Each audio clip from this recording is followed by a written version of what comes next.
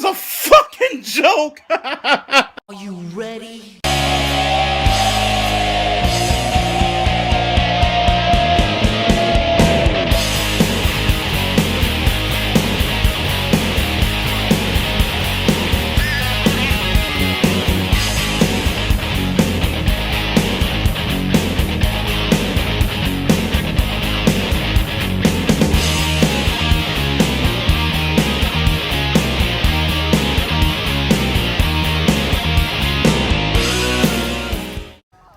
I've already been told it's pronounced Chase Daniel and not Chase Daniels. So, before you guys get too mad, listen to what I have to say here, okay? Because I don't think Chase Daniels is a bad player.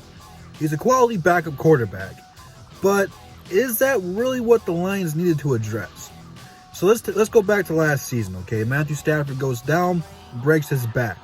We really don't know how healthy Stafford's going to be or how well, with the losses of Rick Wagner and Graham Glasgow, how well this offensive line is going to perform. Because last year they played above average.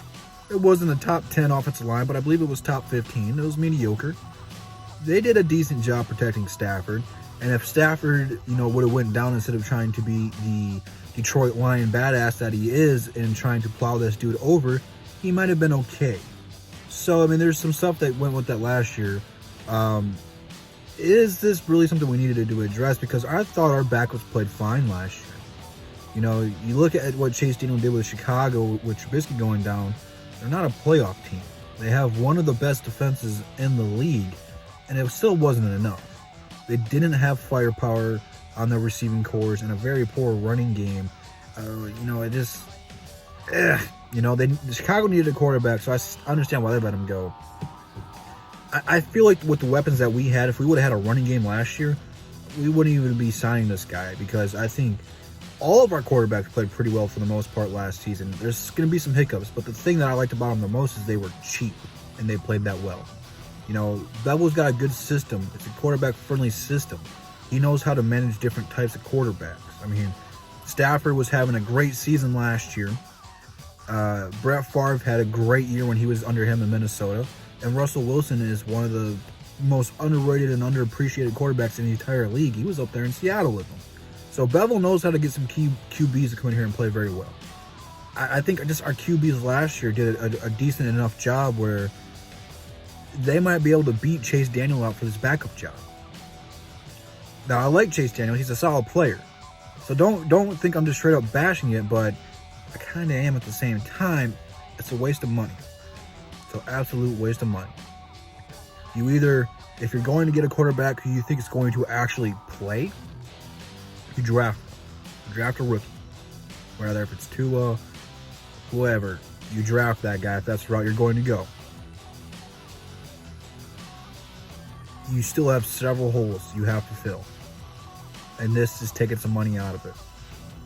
You've barely touched the defense. You got a linebacker, again, from New England, another tradition. Van Noy is really the only guy that I would have been happy to get back. He's already played for the Lions. He's not coming back. We don't have to worry about that. He signed somewhere else. I believe he signed in Miami. It's out the window. But that's the only linebacker I would have wanted from New England. I'm not really ecstatic about this guy. Also, at the same time, New England's, they didn't really have a whole lot of names outside of Van Noy and Gilmore in the defensive end, but there was a top defense in the league. They got stops, so I don't really know what to expect of this guy. At the same time, we went out and got an offensive lineman, Big V. Nope, not going to try to pronounce that name because I don't know how. Plus, if Stafford remains healthy and stays efficient, you're not going to have another quarterback play. So there's that too, because for the most part, Stafford's been a healthy guy. He broke his collarbone his rookie year, and he's broken his back.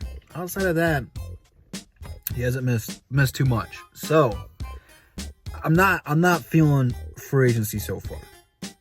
I'm not. Last year I was feeling it. We went out and got Coleman, we got Jesse James, we got Trey Flowers. Last year I was a lot more excited and pumped up. And last year we didn't do much. This year, I'm not feeling much of these signings. They're okay people, but I don't think they're going to be the big names that people are trying to hype him up to beat. You know, for one, this guy's a backup. He's not going to be playing that much. Only one who's going to be playing much is the linebacker we got from New England and the offensive tackle from Big V from Philadelphia. This is just a depth move. I'm not really feeling it. You know, it's a waste of money in my opinion. He's a solid player, don't get me wrong. I keep trying to say that. Like, I don't hate the player. And I think there's just something going on with the Lions where if a quarterback beats us, especially a backup or a third stringer, we sign them. I don't like this. This is not a winning move or anything like that. Because if Stafford goes down, our season's over. Over. He went down last year. We didn't win a single damn game.